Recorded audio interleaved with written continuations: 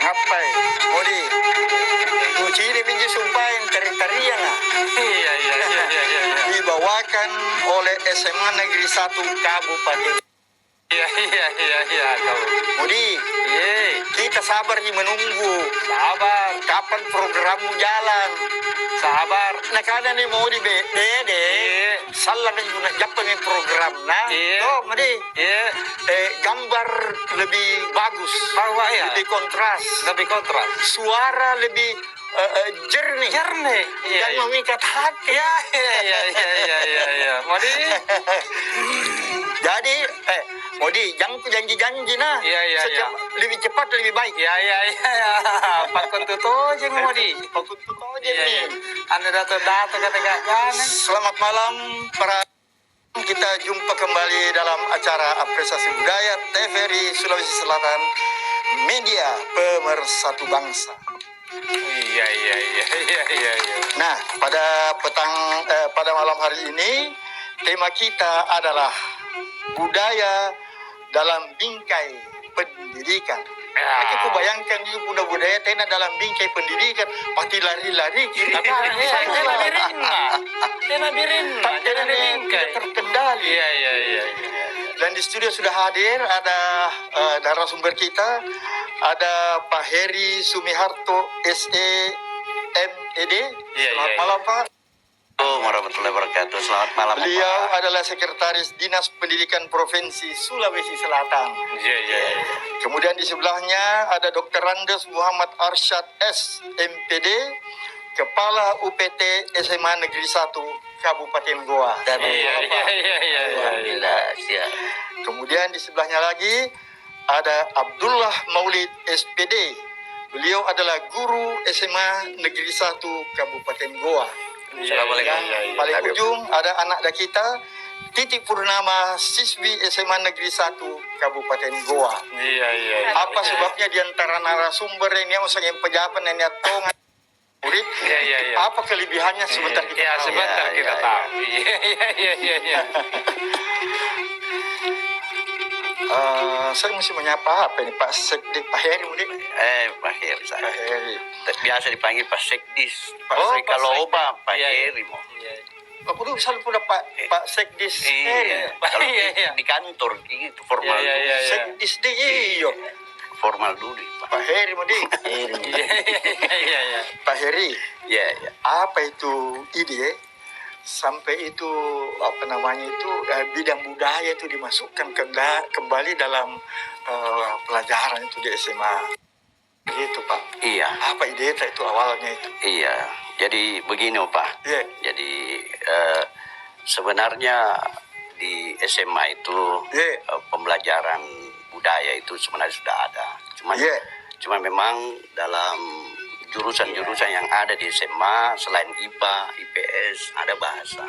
Nah, di bahasa inilah kita berharap bahwa ada pembelajaran budaya di dalamnya juga.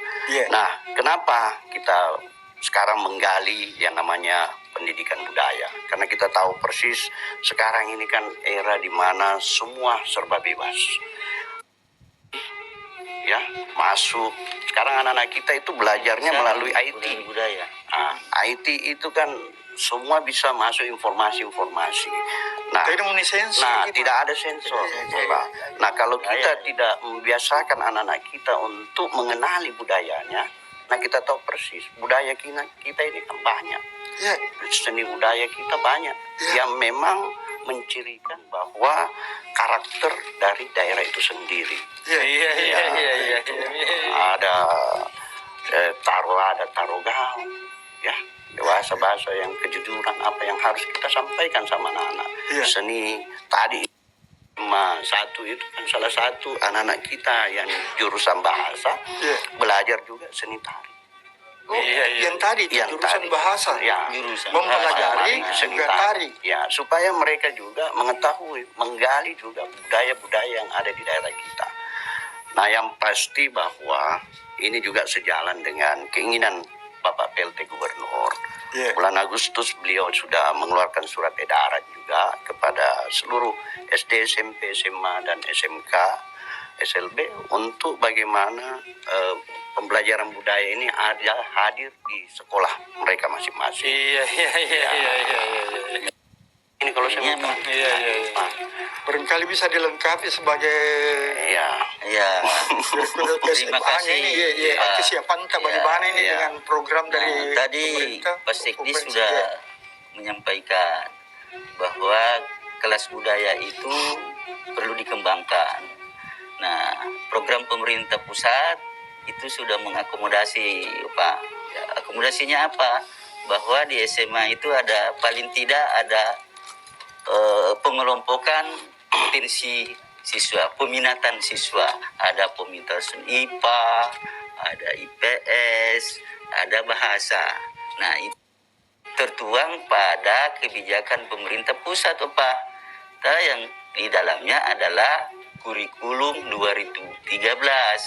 Nah, disingkat dengan K13. Nah, itu latar belakangnya sehingga terkait dengan kelas bahasa perlu dituangkan dalam kurikulum. Nah, salah satunya tadi,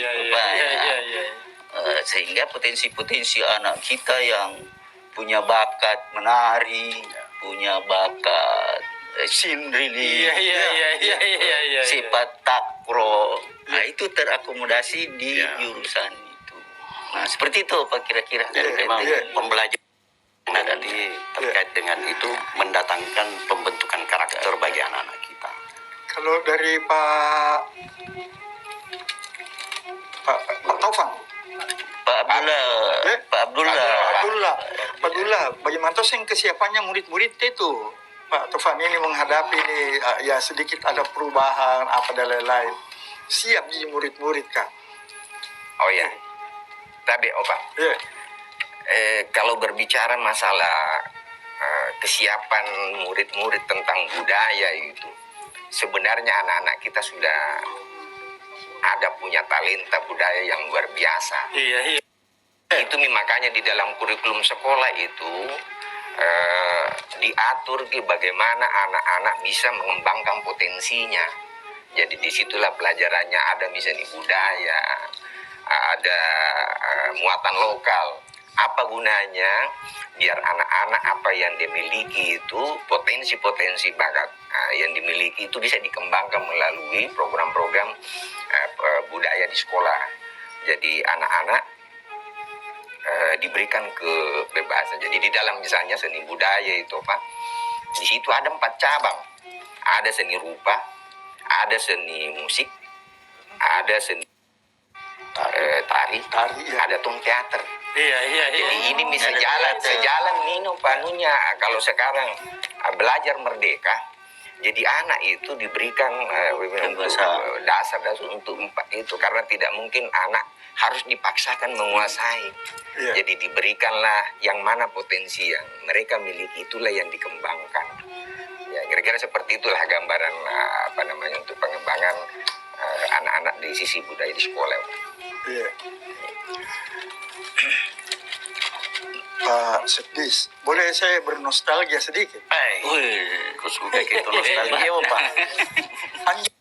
Kalau Mak Riolo, sekolah Riolo, mulai dari kelas 1 bagi SMA itu sudah terbagi memang nih. SMA bagian A. Anjo sengengano jena urusu masalah budaya, bahasa, sejarah, dan lain-lain dan sebagainya.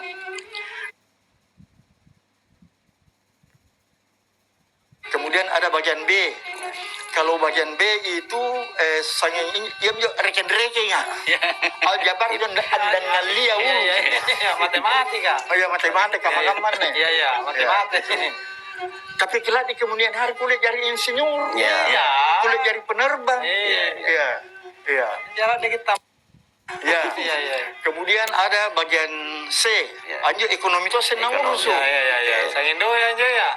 Sobat makan doi.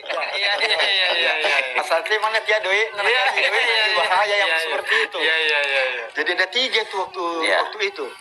Dengan berjalan waktu Pak Sekdis, ini kebijakan baru. Tiasen bagian A, B, C, tapi bagian BUT, kemudian bagian SOS, dan PASPAL. Ada perkembangannya itu. Perkembangannya. Jadi memang ketiga sejak SMA itu sudah terbagi-bagi itu. Enaknya tamat saya mau sedikit tambahkan. Jadi silakan Pak. saya coba saya ini dari SMA Negeri 1 Goa. Nah, kami ini dari SMA 1 Goa. Saya ingin deskripsikan dulu sedikit sejarahnya SMA 1 Goa. Supaya ada sedikit santai-santai. SMA 1 Goa itu didirikan tahun 1960. 60. Sekarang sudah tahun 2021. Berarti umurnya sudah 61 tahun. Luar. Nah, umur 61 tahun kalau PNS itu sudah purna bakti, Pak. Pensiun. Pensiun, jama-jama. Nah, waktu pertamanya didirikan, diistilahkan SMA 159. Pak. Kenapa 159? Karena itu di pemerintah pusat yang ngatur. Dia nomor urut 159. Makaman nih karena SMA Salis. SMA Salis nih karena 159 Salis Injo 159. Ini kalah begitu dan seterusnya. Nah, kemudian tentang sumpah ingin janua pengelompokan SOS dan sebagainya dengan perkembangannya. Nah, di kurikulum 2013 ini ada MIPA, ada ini. Nah, timbul pertanyaan bagaimana caranya itu untuk mengelompokkan anak masuk di MIPA, masuk di IPS, masuk di budaya. Nah, ibaratnya peserta didik kita itu kalau diibaratkan sebuah kertas ada 2 pendapat ini. Pendapat yang pertama akan bahwa manusia itu atau kertas itu diibaratkan manusia itu kertas putih. Polos sama sekali. Tidak ada polos. Belum ada tintanya. Lalu orang mengatakan kalau begitu yang akan mewarnai adalah orang dewasa. Mana itu orang dewasa? Guru, orang tua. Nah, isi minjo. Ini pendapat pertama. Pendapat kedua, ada yang mengatakan tidak begitu. Manusia itu ibaratnya kertas ada itu noda-nodanya, titik-titik, garis-garisnya dan sebagainya. Nah, garis-garis itulah yang dimaksudkan dengan bakat dan minat, potensi anak. Nah, itu yang harus ditelusuri dulu oleh pengelola pendidikan, baru dikelompokkan. Jangan-jangan Jadi mesti ini jeliki. Jadi mereka itu harus ditanya. Kami juga harus lihat minatnya sekarang di mana. Apakah minatnya itu IPA, IPS, budaya. Nah, di samping itu kita juga harus lihat ada bakat-bakat lain, seni atau apa. Pernah nih ya, karena numerik, angka-angka. Supaya ini karena apa, angka apa ngitung-ngitung. Nah, itu dikelompokkan masuk di MIPA. Ada bakat minat tentang teknologi, itu di MIPA. Nyatongnya anak-anak bakatnya adalah sosial, kebumian, ekonomi dan sebagainya. Ini nih kelompokkan intama di kelas sosial, sosial. Nah, kemudian nyatongnya anak kemampuannya, bakatnya di bidang verbal, bahasa, budaya. Nah, ini cuma nih kan. ada bimbingan. Jelas. Sehingga kita jelas, oh anak ini harus di sini, anak ini mestinya dikelompokkan di sini, nah, ini kelompokkan di sini dan sebagainya. Supaya guru itu gampang untuk memberi pengarahan, memberi bimbingan. Ketika kau kuliah karena, kau belajar kagaman nih. Jadi supaya kita guru harus membimbing anak-anak kita berdasarkan potensinya. Ini mana salah bimbingan. Kenapa?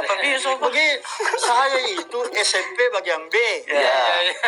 Atas timah lulus, berarti saya masuk SMA bagian B. Main manjur SMA Serre. Ini kelas SMA bagian B. Bingkawan tuh kulewati itu bagian A. Ini nuna enjoy. Una. Persoalan itu. Amake buntu kuda. Jadi kukutana bagian B. Nah, karena bukan saya bagian A. Mari tata usaha ku kan palete. Walhasil pas guys. Tepu ki foto loh. Nah, itulah sekarang itu kita, kepala sekolah kita dalam rangka anak-anak baru masuk ke sekolah, artinya PPDB, itu juga harus kita seleksi mereka. Melakukan melihat, mengevaluasi terkait dengan bakat minat anak-anak kita. Baru kita ini di sini, ini kamu cocoknya di IPA, kamu cocoknya di IPS. Bata-bata lagi juga sedis. Kamu bukan hanya satu orang.